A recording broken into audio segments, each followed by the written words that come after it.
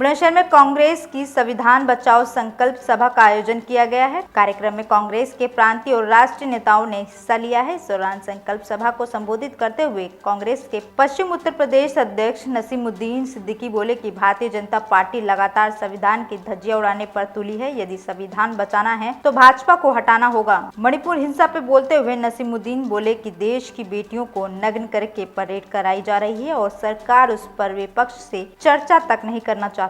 वहीं इस दौरान सभा को संबोधित करने पहुंचे कांग्रेस प्रदेश अध्यक्ष ब्रजलाल खाबरी ने भी भाजपा पर जमकर निशाना साधा। सीएम ने ज्ञानवापी को मस्जिद कहने पर आपत्ति जताने वाले बयान पर पलटवार करते हुए ब्रजलाल बोले कि भाजपा नेता 2024 से पहले ध्यान भटकाने का काम कर रही है। उन्होंने दावा किया कि भाजपा की तमाम कोशिशों के बाद भी 2024 में इंडिया अपनी सरकार बनाने जा रहा है। गौरतलब है कि कार्यक्रम में बुलंदशहर के अलावा गाजियाबाद, गौतम बुद्ध नगर समेत आसपास के सभी जनपदों के कांग्रेसियों ने भी हिस्सा लिया। मैं आपका सबका धन्यवादी हूँ, आप सबको धन्यवाद देता हूँ।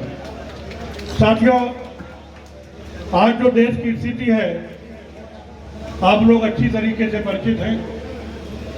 संविधान की धज्जियां भारतीय जनता पार्टी की सरकार ने उड़ा कर दी।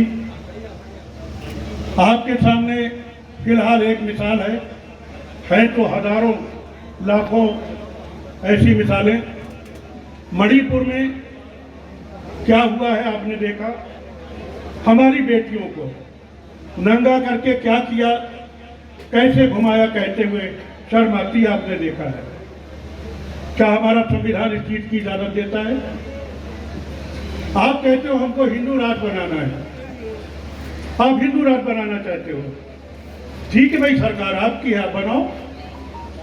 आप हिंदू राष्ट्र बनाना चाहते हो, भाई मेरे, हिंदू राष्ट्र का मतलब क्या है? सबरी की बिरादरी की, सबरी की कौम। सबरी कौन है आप जानते हैं?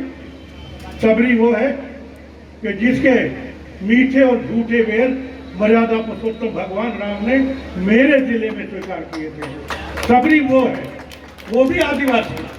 आज वो आदिवासी, वो बहनें आदिवासी जो मेरी बेटियां हैं, उनके क्या हाल हो रहे हैं आज, बड़े अफसोस की बात है। और नोट कर लीजिए, चाहे वो दुर्योधन हो और चाहे रावण हो, जिसने महिला का अपमान किया है उसका सत्यानाश हुआ है, वो राज बचा नहीं है।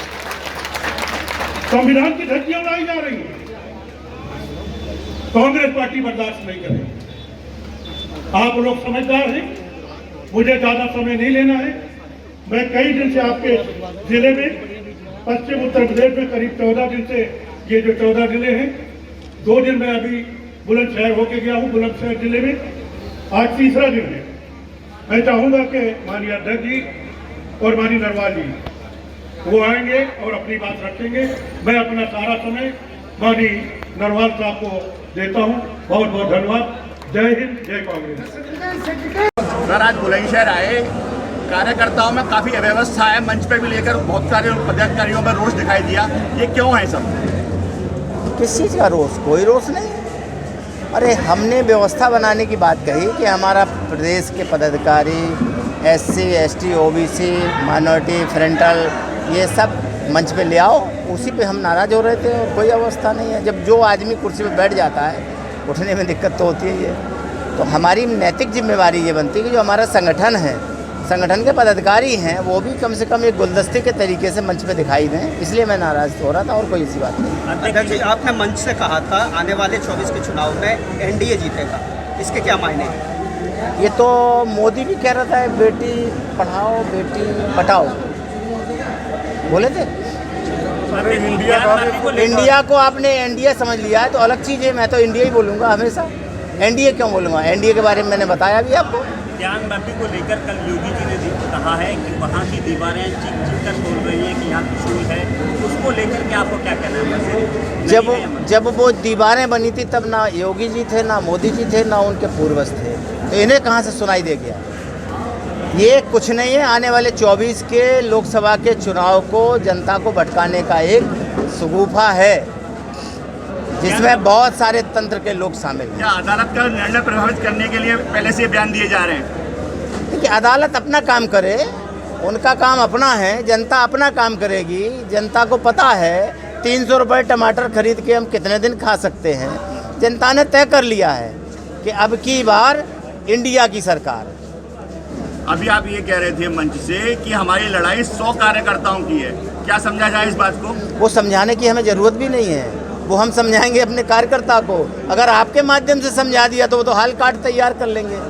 हमें 100 सिपाही चाहिए। मतलब आपके पास नहीं है ना अभी? हैं हमारे पास हजारों की संख्या। एक आपने नहीं सुना, 140 करोड़ लोग हैं इंडिया में, हर एक विधानसभा में 4 लाख मतदाता हैं, उनमें से 100 लोग सिपाही चाहिए। सिपाही का मतलब ही दूसरा होता है। सिपाही कभी अपने आप को नहीं बनाता है, वो सीधे जनता की लड़ाई लड़ता है, जनता की सेवा करता है। ऐसे 100 सिपाही जो 20 दिन हमें दे सकें, उनकी हमें भर्ती करनी है, उन पे हमें काम लेना है, और वो काम करने को तैयार हो गए तो इंडिया जीतेगा, कोई रोक नहीं सकता। दूसरा ये भी मंच से आप कह रहे थे सपा और बसपा हमारे साथ आ जाएं तो ही बात बनेगी, तो बसपा तो आपके साथ है ही नहीं। हमने कहाँ कहा सपा और बसपा आ जाए, आपने गलत सुन लिया। हमने ये कहा है कि सपा और बसपा में बटे वोटर्स जिस दिन कांग्रेस के तरफ देश को और संविधान को और लोकतंत्र को बचाने की नीयत से आ जाएंगे, उस दिन इंडिया जीत जाएगी। जी, मणिपुर हिंसा पर सुप्रीम कोर्ट ने भी चिंता जताई है, क्या कहेंगे? जो जिसके अंदर भी जरा सी मानवता है, चाहे वो सुप्रीम कोर्ट, चाहे हाई कोर्ट, चाहे लोअर कोर्ट, चाहे किसी दल का नेता हो, चाहे किसी संगठन का व्यक्ति हो, जिसके दिल में जरा भी मानवता है, उसे दर्द होना स्वाभाविक है। मणिपुर में जो हुआ है, अभी तक ऐसा हमने तो नई वीडियो देखा था जो देखा है। योगी जी ने जो ये कहा है कल कि एक पक्ष को जो है वो सौंप देना चाहिए, क्योंकि ज्ञान बागी पर जो बोले हैं एक पक्ष को सौंप देना चाहिए मस्जिद को, इस पर आपका क्या कहना है? योगी जी के पूरे भारतीय जनता पार्टी के नेताओं ने, छोटे बड़े नेता जो भी हैं, वो तो कह रहे हैं कि पूरे देश को 5 लोगों को सौंप देना चाहिए। अडानी ग्रुप को, सबको, जो भी देश के अंदर है सब इनको सौंप दो और हमें फ्री करो, ये उनकी चाहत है। लेकिन इस देश को आज़ाद कराने में, देश को बनाने में जिन महापुरुषों ने अपने अपने प्राणों की आहुति दी, उनके उत्तराधिकारी इस देश में करोड़ों की संख्या में हैं। वो ऐसे इस देश को कहीं किसी के हाथ में नहीं जाने देंगे। आने वाले 24 में इंडिया को जिता करके इन्हें वहीं खड़ा करेंगे जहां से ये खड़े होकर के आए हैं। भारतीय जनता पार्टी ने अपना प्लान उत्तर प्रदेश बता दिया है कि 80 की 80 लोकसभा सीट जीतेंगे। कांग्रेस का क्या प्लान है? वो तो 120 जीतने की बात कर रहे होंगे, आपने 80 गलत सुना है।